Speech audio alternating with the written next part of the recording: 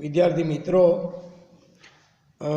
निवृत्तिना प्रकरणमां 8 मार्कनो दाखलो पूछाय छे।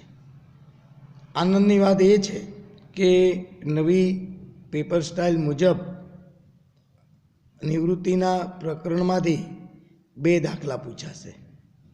तो एमांथी तमारे बंने गणो तो तमारे शेरमूડીना व्यवहारनो गणवो पड़े नहीं। जो कि शेरमूડી पण आपणे गणवानुं छे, ए पण साव सहेलुं छे, एमां मात्र आमनोंध लखवानी छे। तो ए कदाच तमने न आवड़तुं होय तो तमे ए ऑप्शन अहीं आप्युं छे कि कोईपण 8 मार्कना 4 दाखला एमांथी कोईपण 3 गणवाना। एमां एक प्रवेशनो, 2 निवृत्तिना अने एक शेरमूડીना व्यवहारनो। तो जो तमे निवृत्तिना बंने गणी नाखो तो तमारा माटे बहु सारूं। तो आपणे थियरी जोया पछी टेक्स्टबुक में पहलो प्रश्न विकल्पनो छे, बीजो एक वाक्यना जवाबवाळो छे, त्रीजो नफा नुकसान नवुं प्रमाण शोधवानुं, चौथो प्रश्न छे पाघડીની हिसाबी असरो। ए नाना प्रश्नो पछी करशुं। आपणे 5 થી 15 सुधीना कुल 11 दाखला आपणे गणवाना छे, मोटा 8-8 मार्कना। आ 11 मांथी अथवा एनी जेवो उदाहरणमांथी तमने बिलकुल ए दाखलो पूछाई शके। तो तमारे ये दाखला अहींया गणवा बहु जरूरी है। तो जुओ 5मा दाखलानी रकम हूँ वाँचूँ छूँ। 8 मार्कनो जे दाखलो है तो टेक्स्टबुकना पाना नंबर 265 पर है। पहला रकम वाँची संभळावुं छूं, त्यारबाद तमारे दौरवानुं कहीश अने त्यारबाद तमारे ए आपणे दाखलो गणीशुं अने मटीरियलमांथी तमने हूँ समजावीश। तो धवल, कमल अने नवल 3:2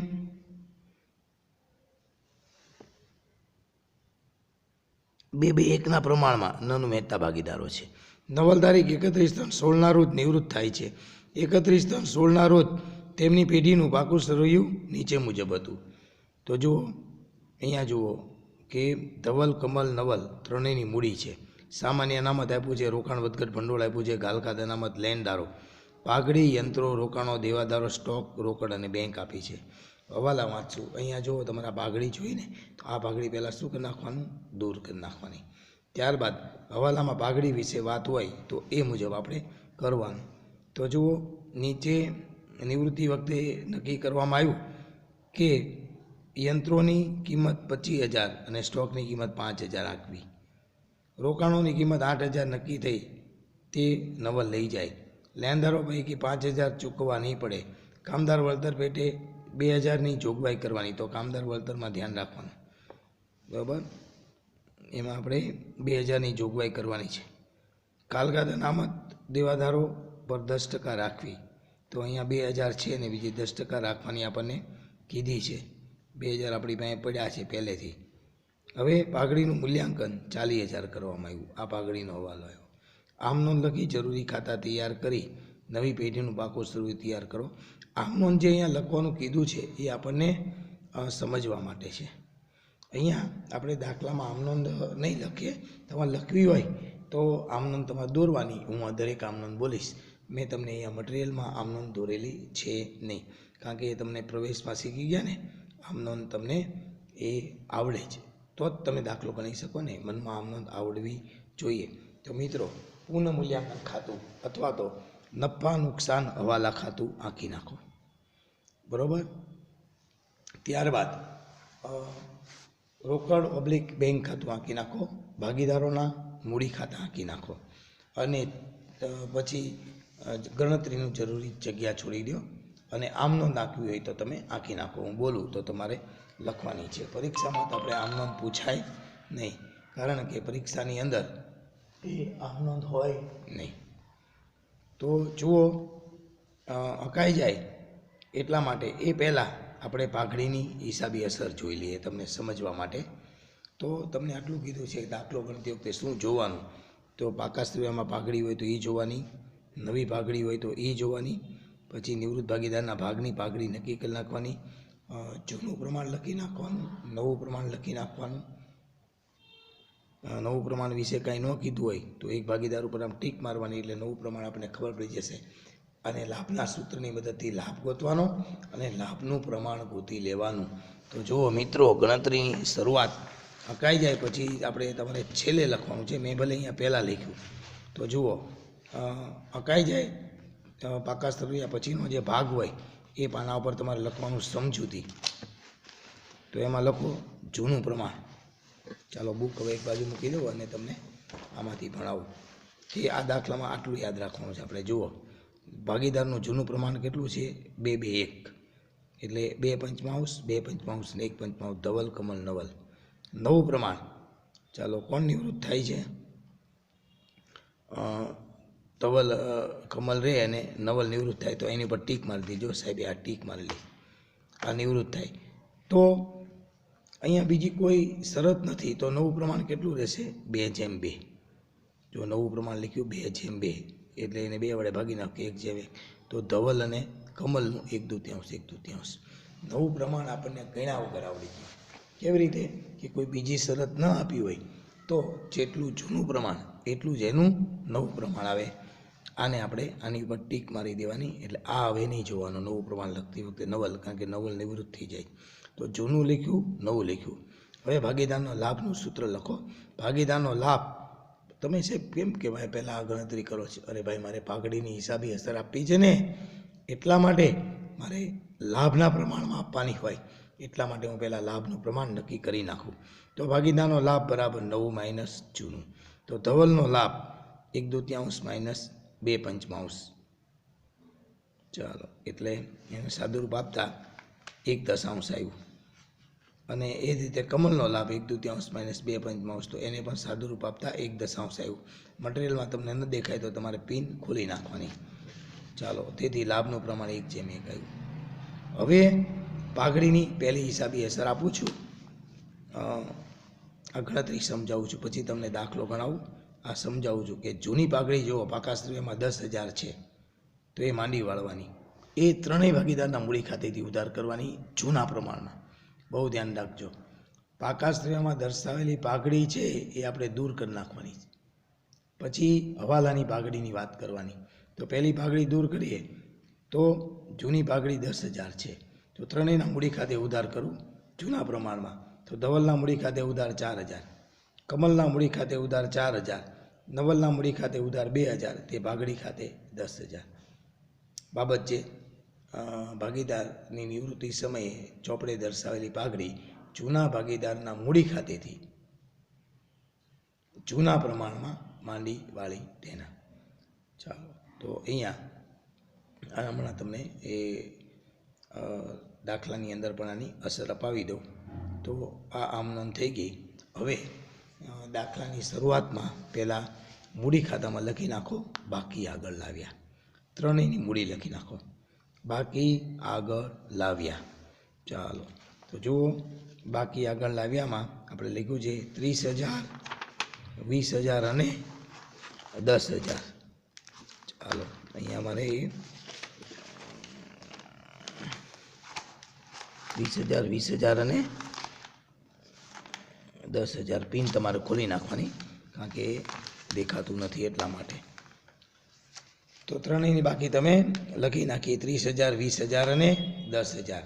એવી રીતે રોકડ ઓબ્લિક બેંક ખાતું બનાવી નાખો. તો અહીંયા આપણે રોકડ ઓબ્લિક બેંકમાં આ દાખલામાં 5,000 રૂપિયા છે, બરાબર. અહીંયા બેને લખ્યું નથી, આપણે લખવાનું છે બાકી આગળ લાવ્યા. જો હું લખાવી નાખું છું, અહીંયા કોઈ રોકડ વસ્તુ છે નહીં એટલે બાકી એમનામ રહેશે, તો પણ આપણે બનાવવાનું. બાકી આગળ લાવ્યા આ 5,000 છે. ઘણા લોકો એમ કે સાહેબ ન બનાવીએ તો ચાલે, પણ પાછો રોકડનો હવાલો આવ્યો હોય તો તકલીફ પડે, એટલા માટે. તો બાકી આગળ લાવ્યા 5,000. પછી આપણે દાખલો પૂરો કરશું. કોઈ અહીંયા રોકડનું એ કંઈ બાબત નથી, કોઈ રોકડ લાવતું નથી, કોઈ રોકડ લઈ જતું નથી. એટલે અહીંયા આ વિદ્યાર્થીએ એ રોકડ ઓબ્લિક બેંક ખાતું બનાવેલું નથી, પરંતુ આપણે એ બનાવી નાખવાનું, લખી નાખવાની બાકી આગળ લાવ્યા. પછી કાંઈ ન હોય તો આપણે લખી નાખશું બાકી આગળ લઈ ગયા. એ ક્યારે લખવાનું હોય? છેલ્લે દાખલામાં રોકડ ખાતું બંધ કરીએ ત્યારે. ચાલો, અહીંયા બનાવેલું નથી, દોરેલું હતું તો મેં તમને બનાવી દીધું ને કહી દીધું કે આ દાખલાની અંદર કોઈ રોકડ વ્યવહાર નથી, એટલા માટે રોકડ ખાતું બેને બનાવ્યું નથી, આપણે બનાવી નાખ્યું. બાકી આગળ લાવ્યા 5000. ચાલો, બાકી આગળ લઈ ગયા 5000. તો એ આપણે પાછા નવા પાકા સરવૈયામાં લખશું. અત્યારે તમે મૂડી લખી નાખી. હવે ભાગડીનો પહેલો હવાલો મેં તમને શીખવાડ્યો કે ચોપડે ભાગડી હતી એ ત્રણેય ભાગીદારના મૂડી ખાતે આપણે ઉધાર કરી અને પાઘડી ખાતું વયું ગયું. તો જુઓ અહીંયા લખ્યું છે પાઘડી ખાતે. તો પાઘડી ખાતાની ઉધાર બાજે લખ્યું છે પાઘડી ખાતે. અહીંયા હવાલાનો ક્રમ આડોવળો હોય તો અહીંયા ત્રીજું લખ્યું છે, આપણે અહીંયા લખી નાખીએ પાઘડી ખાતે 4000, 4000 ને 2000. તો પહેલો હવાલો જે મેં તમને સમજાયો કે ચોપડામાં જે પાઘડી 10,000 રૂપિયા હતી એ જૂના પ્રમાણમાં માંડીવાળી એની આમનોંધ બોલ્યો અને સમજાયું એની અહીંયા ખતવણી આપણે કરી નાખી પાઘડી ખાતે 4000, 4000 ને 2000. ચાલો, હવે ગણતરી બીજી નવી પાઘડીની વાત કરીએ. તો ચોપડે દર્શાવેલી પાઘડી તમને ખબર પડી ગઈ, આપણે દૂર કરી નાખી. પછી મેં એમ કીધું હતું બીજી બાબત કે તમારે નવી પાઘડી કેટલી છે. તો જુઓ નવી પાઘડી 40,000 નક્કી કરી. તો તરત જ નવલના ભાગની ગોતી નાખવાની. જે ભાગીદાર નિવૃત્ત થતો હોય ને એના ભાગે કેટલી આવે તો 40,000 ગુણ્યા 1/5. એનો ભાગ 1/5 છે. જોજો જૂનો ભાગ 1/5 છે તો 8,000 આવી. આ 8,000 રૂપિયા એના ભાગની પાઘડી આપણે એને આપી દેવાની. ક્યાંથી લઈને આપવાની?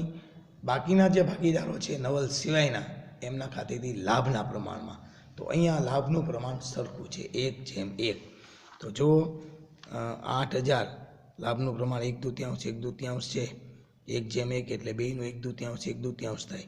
તો 8,000 માંથી ધવલ કેટલા આપશે? 4,000. 8,000 ગુણ્યા 1/2.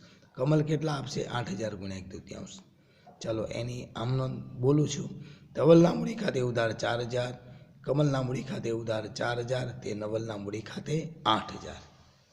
ચાલો, બાબત છે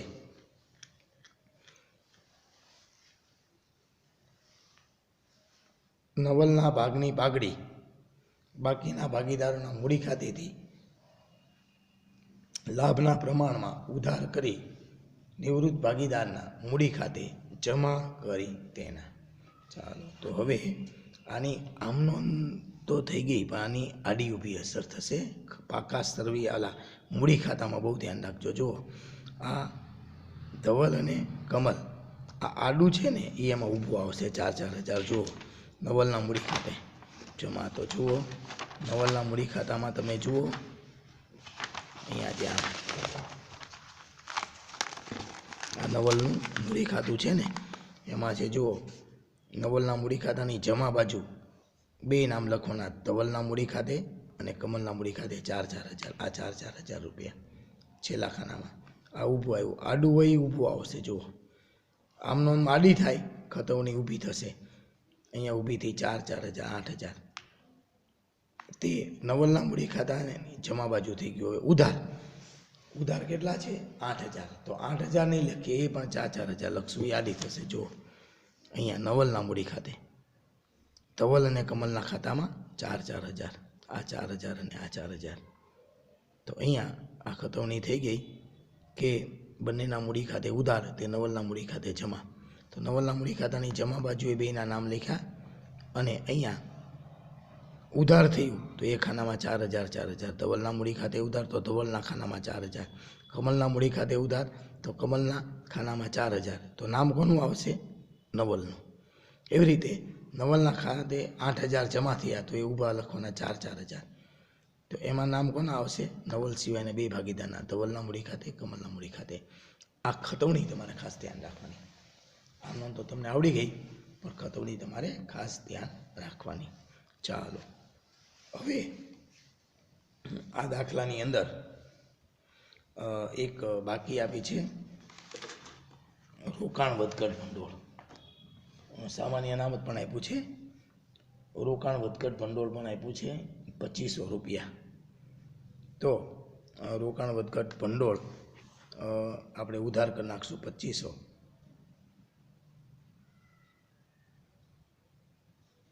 અને આ જે રોકાણો છે 10,000ના એ 8,000ની કિંમત નક્કી હતી. બહુ ધ્યાન રાખજો, એ સમજાવું.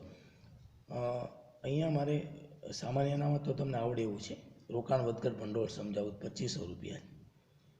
હવે રોકાણોની ચોપડે કિંમત 10,000 છે જુઓ, પણ એ રોકાણો છે એ 8,000 નક્કી થયા છે.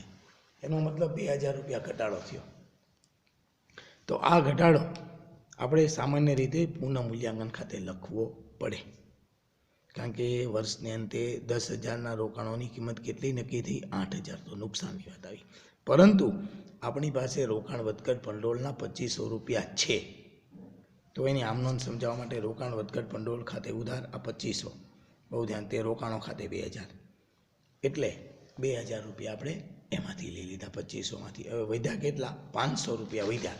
તો આ 500 રૂપિયા ત્રણેય ભાગીદારને જૂના પ્રમાણમાં આપવા પડે.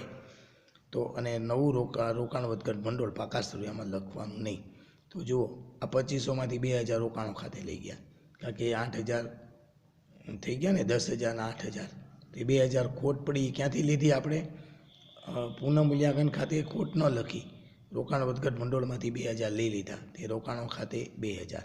500 રૂપિયા વધ્યા, એ ત્રણેયને જમા આપી દીધા 2-2-1ના પ્રમાણમાં. ધવલના મૂડી ખાતે 200, કમલના મૂડી ખાતે 200, નવલના મૂડી ખાતે 100. તો અહીંયા આ ત્રણેયના મૂડી ખાતે જમા બાજુ આપણે લખી નાખીએ 200, 200 અને 100. તો જો અહીંયા લખ્યું છે, તમે જુઓ, મૂડી ખાતાની જમા બાજુ ખતમણી કરી નાખો. રોકાણ વધઘટ ભંડોળ ખાતે 200, 200 અને 100. ખતમણી શીખવાડું છું. મૂડી ખાતાની જમા બાજુ રોકાણ વધઘટ ભંડોળ ખાતે ત્રણેયના ખાનામાં લખો અનુક્રમે 200, 200 અને 100. તો રોકાણ વધઘટ ભંડોળ હવે પાકા સરવૈયામાં આવશે નહીં, એ આપણે વહેંચી દીધું. ચાલો, તો જો બાબત છે એની આમનોંધ આપણે લખી તેની બાબત છે કે બાબત છે રોકાણોની કિંમતમાં ઘટાડો થયો તે રોકાણ વધઘટ ભંડોળમાંથી માંડી વાળ્યો અને બાકીનું ભંડોળ બધા જ ભાગીદારનું મૂડી ખાતે જૂના પ્રમાણમાં વહેંચ્યું તેના. ચાલો, હવે સામાન્ય અનામત વહેંચતા પહેલાં આ રોકાણો વિશે સમજાવી દઉં. પાકા શ્રેયમાં રોકાણો 10,000 છે, એની કિંમત કેટલી થઈ? 8,000. એટલે 2,000નો ઘટાડો થયો. એ સામાન્ય રીતે આપણે ક્યાં લખવું પડે? નફા નુકસાન હવાલા ખાતે અથવા તો પુનઃમૂલ્યાંકન ખાતે, પરંતુ ત્યાં નથી લખ્યો. એ મેં તમને સમજાવી દીધું કે રોકાણ વધઘટમાંથી લઈ લીધું. હવે 8,000ના રોકાણો છે એ આપણે સામાન્ય રીતે નવા પાકા સરવૈયામાં લખવા પડે, પરંતુ અહીંયા કોણ લઈ જાય છે? નવલ. તો નવલ કોણ છે? આપણો ભાગીદાર. તો એની પાસે રોકડા પૈસા મગાય નહીં. એ કે મારે જોઈતા છે નિવૃત્તિ વખતે, આલ્યો ભાઈ લઈ જાઓ 8,000માં. પૈસા નહીં માગીએ તો શું કરશું? નવલભાઈનું મૂડી ખાતું હોય ને આપણી પાસે, તેમાં ઉધાર કરી નાખશું, રોકાણો એને આપી દઈશું. તો આમ નોંધ એવી બને કે નવલના મૂડી ખાતે ઉધાર 8,000, તે રોકાણો ખાતે 8,000. હવે નવા પાકા સરવૈયામાં લખવાના નહીં. જો નવલ ન લઈ ગયો હોત તો આપણે નવા પાકા સરવૈયામાં ઓછી કિંમત 8,000 રૂપિયા લખે, 10,000માંથી 8,000 થયા. એ આપણે પ્રવેશમાં લખતા હતા ને એવી રીતે ઘટે. તો અહીંયા એ રોકાણો કોણ લઈ જાય છે? નવલ. તો હવે રોકાણો પાકા સરવૈયામાં આવશે નહીં અને ખતવણી કરી નાખીએ. તો નવલના મૂડી ખાતાની ઉધાર બાજુ વિગતના ખાનામાં લખો રોકાણો ખાતે. જો અહીંયા લખ્યું રોકાણો ખાતે નવલના ખાનામાં 8,000. તો આ અઘરો હવાલો જે હતો એ તમને શીખવાડી દીધો. ત્યારબાદ હવે પાકા સરવૈયામાં જુઓ, પછી બાકીના હવાલા આપણે વાંચશું કે સામાન્ય અનામત પણ આપી છે. કેટલા રૂપિયા આપી છે? 5,000. તો સામાન્ય અનામત આપણે ત્રણેયને વેચી દઈએ. આમ નામ થાય સામાન્ય અનામત ખાતે ઉધાર 5,000, તે ત્રણેયના મૂડી ખાતે જમા 5,000, 2-2, 1,000, 2,000, 2,000 ને 1,000.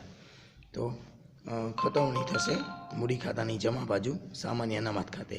ધવલને 2,000, કમલને 2,000 અને નવલને 1,000. 5,000 રૂપિયા હતા એ આપણે વેચી દીધા, જે પ્રવેશમાં પણ આપણે વેચતા હતા. પ્રવેશમાં જૂના ભાગીદારો વચ્ચે વેચતા હતા ને, એમાં 2 હોય ને પછી 3 થાય તો 2 વચ્ચે વેચતા. અહીંયા 3 હોય અને પછી 2 થાય તો અત્યારે કોની વચ્ચે વેચશું? ત્રણેય વચ્ચે વેચી દેશું. તો એ આપણે વેચી દીધું. તો સામાન્ય અનામત પાકા સરવૈયામાં હતું એ પણ મેં તમને સમજાવી દીધું. ચાલો, હવે આપણે હવાલા વાંચશું. તો પહેલો હવાલો, યંત્રોની કિંમત 25,000 અને સ્ટોકની કિંમત 5,000 આપવી. ચાલો, યંત્રો છે કેટલાના? 20,000ના. તો 5,000 વધારો થયો. તો લોકો પુનઃમૂલ્યાંકન ખાતાની જમા બાજુએ યંત્રો ખાતે જુઓ, પુનઃમૂલ્યાંકન જમા બાજુ યંત્રો ખાતે 5,000. પછી સ્ટોકની કિંમત 5,000 આપવી. તો સ્ટોક છે 10,000નો, તો 5,000 ઘટાડો થયો. તો ઉધાર બાજુ લખો સ્ટોક ખાતે 5,000. અને નવા પાકા સરવૈયામાં યંત્રો અને સ્ટોક લખી નાખો. યંત્રો 25,000 લખી નાખો અને સ્ટોક 5,000 લખી નાખો. નવા પાકા સરવૈયામાં પણ અસર આપી દો. યંત્રો 25,000, તો અહીંયા નવા પાકા સરવૈયાની અંદર યંત્રો 25,000 અને સ્ટોક 5,000 લખી નાખો. ચાલો, આટલું થઈ ગયું. તો પહેલો હવાલો પૂરો. હવે રોકાણોની કિંમત 8,000 નક્કી થઈ, જે નવલ લઈ જાય છે એ આપણે સમજાવી દીધું, કારણ કે એની રોકાણ વધઘટ ભંડોળ ઉપર અસર આવતી હતી એટલા માટે. લેણદારો પૈકી 5,000 દેવું ચૂકવવું નહીં પડે. ચાલો, તો જુઓ પાકા સરવૈયામાં લેણદારો 15,500ના છે, તો 5,000 નહીં ચૂકવવા પડે. તો હવે 10,500 ચૂકવવા પડશે. તો નવા પાકા સરવૈયામાં લખી નાખો લેણદારો 10,500. તો નવા પાકા સરવૈયાને લખી નાખ્યા. 5,000નો ફાયદો થયો. તો પુનઃમૂલ્યાંકન ખાતાની જમા બાજુએ લખી નાખો લેણદારો ખાતે 5,000. ચાલો, તો એ ત્રીજો હવાલો પૂરો. ચોથો, કામદાર વળતર પેટે 2,000 દાવાની જોગવાઈ કરીએ. તો અહીંયા કામદાર વળતર અનામત છે નહીં, ત્યારે એમાંથી જોગવાઈ કરે તો આપણે નવી કરવાની થઈ, એટલે ખોટની વાત આવી, નુકસાનની વાત આવી. તો પુનઃમૂલ્યાંકન ખાતે ઉધાર, તે કામદાર વળતર અનામતના ચૂકવવાના બાકી દાવા ખાતે જમા. તો પુનઃમૂલ્યાંકન ખાતું, તો અહીંયા 2 નામ લખ્યા છે, પુનઃમૂલ્યાંકન ખાતું અથવા નફા નુકસાન હવાલા ખાતું. તો અહીંયા પુનઃમૂલ્યાંકન ખાતાની ઉધાર બાજુએ લખી નાખો કામદાર અકસ્માત વળતરનો ચૂકવવાનો બાકી દાવો 2,000 રૂપિયા. અને નવા પાકા સરવૈયામાં લખી નાખો બાકી દાવો 2,000 રૂપિયા. તો અહીંયા આ દાવો છે એ આપણે અત્યારે ઊભો કર્યો કે એક ભાઈને આપણે ચૂકવવાના છે 2,000 કામદાર વળતરનો દાવો. તો નવા પાકા સરવૈયામાં લખી નાખો. પછી કાલખાદ અનામત દેવાદારો પર 10% રાખવાની છે. ચાલો, તો જુઓ દેવાદારો જુઓ કેટલા છે? 30,000ના. તો કાલખાદાનો 10% લેખે કેટલા થાય? 3,000. 12 લખી નાખો 27,000. ચાલો, હવે આ કાલખાદ અનામત 3,000 થઈ. તો 3,000નું નુકસાન આપણે લખવું પડે પુનઃમૂલ્યાંકન ખાતાની ઉધાર બાજુએ. પરંતુ પાકા સરવૈયામાં જો કાલખાદ અનામત 2,000 રૂપિયા આપીશ. 2,000 તો પડ્યા છે. નવી આપણે નક્કી કેટલી કરી? 3,000. તો 2,000 રૂપિયા તો છે જ. તો વધારાના કેટલા ખોટ આવી? હવે 1,000ની જ તે. આમ 3,000ની ખોટ કહેવાય, પરંતુ 2,000 આપણી પાસે ગયા વર્ષના પડ્યા હતા. તો હવે 2,000 રૂપિયા હવે પાકા સરવૈયામાં આપણે નહીં લખીએ, કારણ કે 2,000 એ લઈ લીધા. હવે 1,000 રૂપિયા લેવાના રહ્યા ખોટના. ક્યાંથી લેશું? પુનઃમૂલ્યાંકન ખાતાની ઉધાર બાજુએ લખી નાખો કાલખાદ અનામત ખાતે 1,000. ચાલો, પછીનો હવાલો, પાઘડીનું મૂલ્યાંકન 40,000 કરવામાં આવ્યું. તો એ આપણે એનું આમ નોંધ આપણે લખી નાખી. હવે દાખલાનો ક્રમ કયો છે તમને યાદ છે ને પ્રવેશમાં, કે હવે પાકું સરવૈયું પાછું જોવાનું, બધી વસ્તુ જોવાની. ચાલો, મૂડી ખાતા. તો મૂડી ખાતા બંધ કરશું ત્યારે આપણે લખશું 2 ભાગીદારો રહેશે. પછી સામાન્ય અનામત એ વેચી દીધી, રોકાણ વધઘટ ભંડોળ આવી ગયું, કાલખાદ અનામત એ લઈ લીધું, લેણદારો આવી ગયા, પાઘડી વેચી દીધી, યંત્રો લખીને કે રોકાણો લઈ ગયો નવલ એટલે ન આવે, દેવાદારો લખાઈ ગયા, સ્ટોક લખાઈ ગયો, રોકડ બેંક 5,000 લખી નાખો.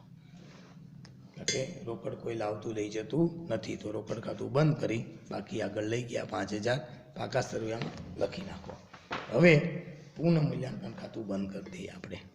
તો જુઓ જમા બાજુનો 10,000, ઉધારનો 8,000, તફાવત આવ્યો 2,000. તો એ નફો થયો. જમા બાજુનો 16 હોય તો નફો જૂના પ્રમાણ 2-2-1ના પ્રમાણમાં વેચી દો. તો 2,000 ગુણ્યા 2 પંચમાંશ 2 પંચમાંશ અને 1 પંચમાંશ 2/1. ચાલો, તો અહીંયા આ નફો મૂડી ખાતાની જમા બાજુ આપણે આપી દઈએ. તો મૂડી ખાતાની જમા બાજુ લખી નાખો ત્રણેયના મૂડી ખાતે નફો, પુનઃમૂલ્યાંકન ખાતાનો નફો 800, 800 અને 400 રૂપિયા. તો 2000 રૂપિયા આપણે 2-2-1ના પ્રમાણમાં વેચી દીધા. હવે રોકડ ખાતું બંધ કરો, તો રોકડ ખાતું બંધ કરી દીધું. બાકી આગળ લઈ ગયા 5000 લખી નાખ્યા. હવે મૂડી ખાતા બંધ કરી દો. ચાલો તો જુઓ, જમા બાજુનો સરવાળો ત્રણેયનો પહેલાં મારી દો. 33000, 23000 ને 19500. અહીંયા 33000, 23000 ને 19500 લખી નાખો. ચાલો હવે અહીંયા ત્રણેયનો તફાવત કાઢો. તો જુઓ,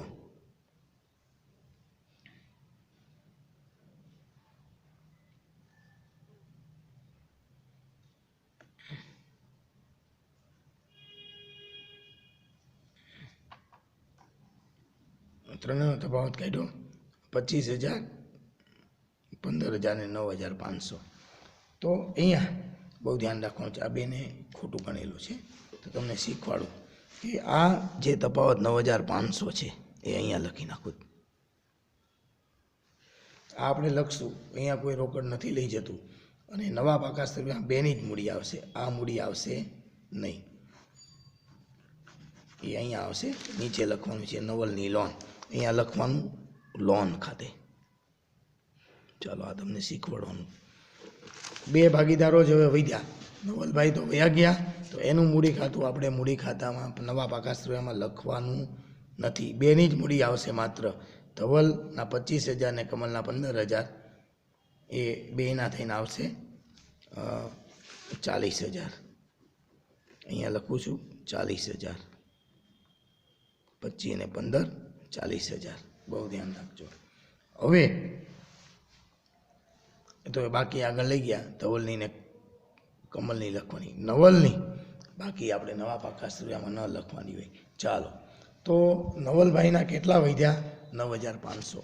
તો નવલભાઈ લઈ જાય છે એવું દાખલામાં ક્યાંય આપ્યું નથી. તો નવલભાઈની લોન ને ખાતું ખોલવાનું અને લખશું મૂડી ખાતે ઉધાર. નવલભાઈના મૂડી ખાતે ઉધાર, તે નવલભાઈની લોન ખાતે. જો અહીંયા મેં છેલ્લી આમ સમજાવી છે કે નવલભાઈના મૂડી ખાતે ઉધાર 9500, તે નવલની લોન ખાતે 9500. બાબત છે નિવૃત્તિ સમયે નવલની દેણી નીકળતી રકમ પેઢીમાં લોન તરીકે રાખી તેના. તો પેઢીમાં લોન તરીકે રાખી એ અહીંયા આપણે લખવાની છે. જો નીચે લખું છું નવલની લોન, આ 9500. નવલની લોન છે 9500. ચાલો નવલની લોન લખાઈ ગઈ. હવે પાકા સ્ત્રીમાં સરવાળો મારી દો તો 62000 આવશે. ચાલો તો આ 62000 આવી ગયા. એ આપણે લખી નાખ્યા અને પાકું સ્ત્રી મેળવી દઈએ તો દાખલો થઈ ગયો પૂરો. તો મિત્રો 8 માર્કનો દાખલો આજે ને આજે જ ગણી નાખવાનો. જો તમે કાલ ઉપર રહ્યા તો તમારે તકલીફ પડશે. ખૂબ જ મહેનત કરવાની છે. કોઈ પણ જાતનું છોડ્યા વગર, બરાબર, રોજે રોજનું કામ રોજ કરી લેવાનું છે. ચાલો મિત્રો, તો આજે આટલું કરી લો.